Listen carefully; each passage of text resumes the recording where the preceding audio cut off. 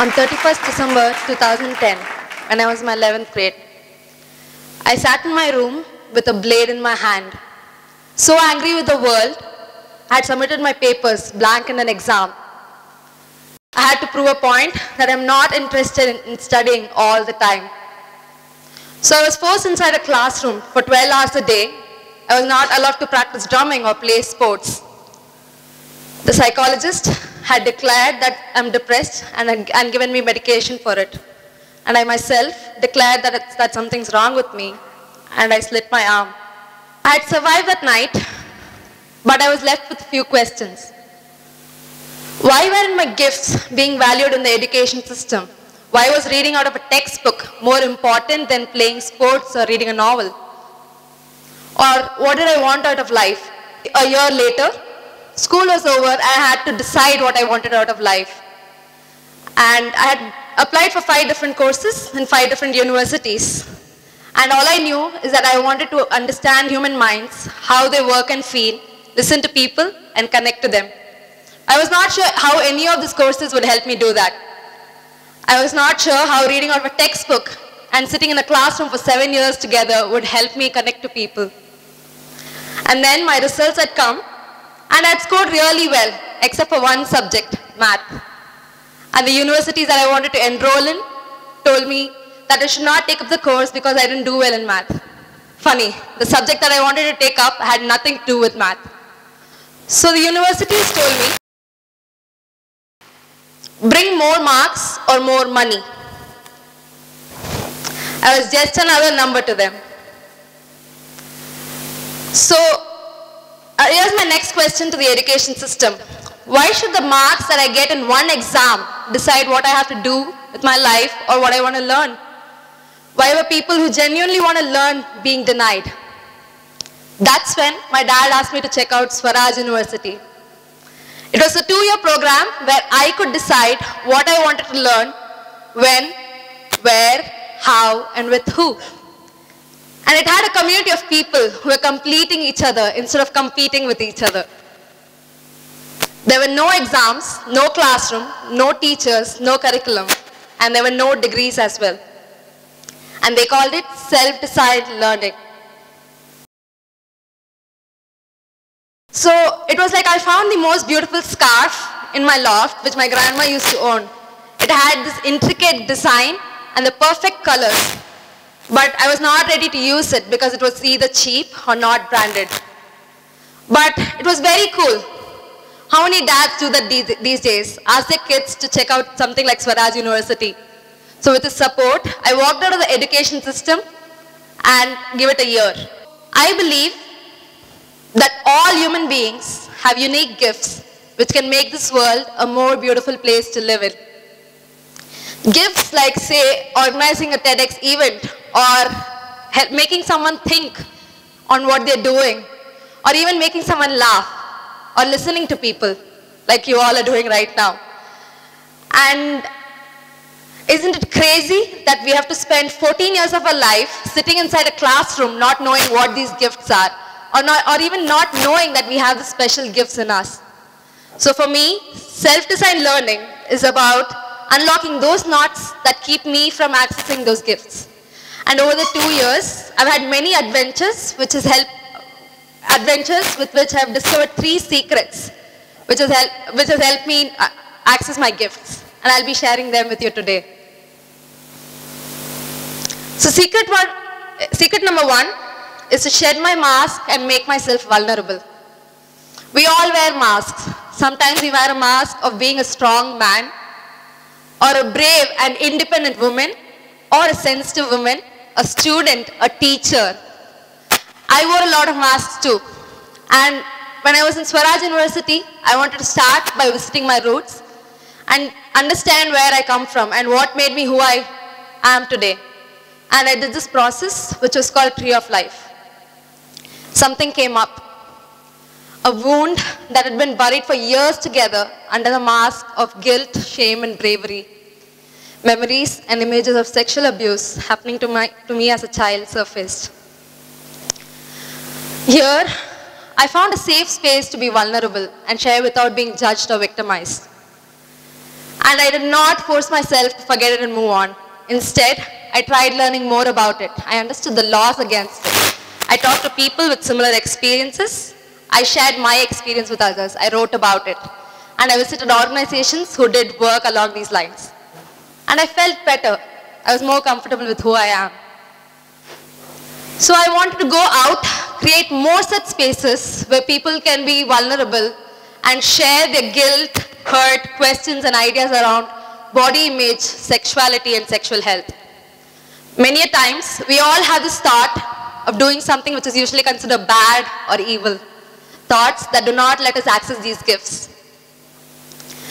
So we might as well end up acting on that thought and regret it later, but we refuse to stay with it and find out where it's coming from. And that's when I came up with this project titled Love Letters to Your Deepest, Darkest Self.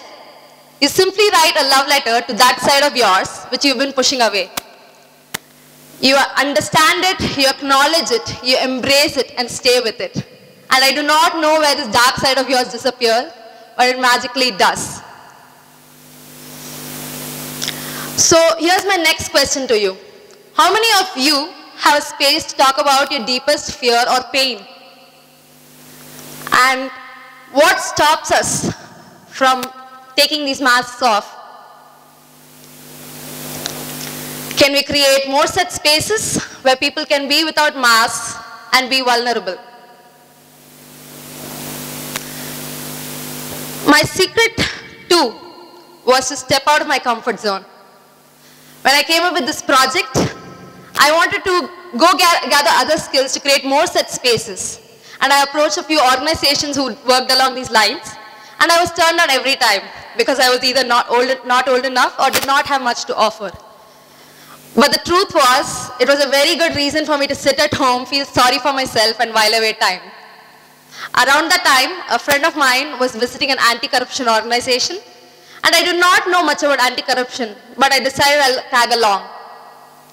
Since my plan A did not work, and I liked the people there, I decided to volunteer there for a few days.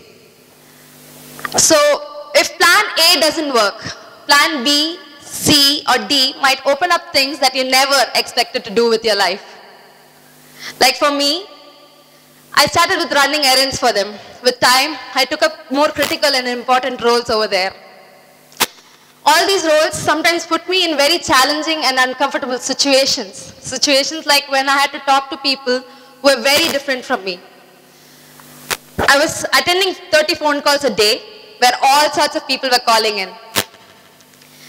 And some of them were reporting corruption cases which has to be reported immediately. And I had to interact with vigilance officers. Sometimes they were senior, even intimidating and scary. And fix a sting operation with them. And there was another situation when I had to get a piece of work done in the office from someone who was thrice my age. I'm 19, by the way. And the most challenging situation for me was to do math there. They'd asked me to take care of accounts for a few projects. I was in shock when someone could trust me with math. I'm the kid who hated math in school. I'm the kid who didn't do well in math in school. But I did fail a half a dozen times in doing it, but I gave myself the permission to fail. And I learned from that. Towards the end, I was able to take care of accounts properly. So I stepped out of my comfort zone, and that's where the magic happened for me. So, how come it's smarter to play it safe and stay in our comfort zone? How come the world tells us that it's shameful to fail? And can we list down all our failures and celebrate them today?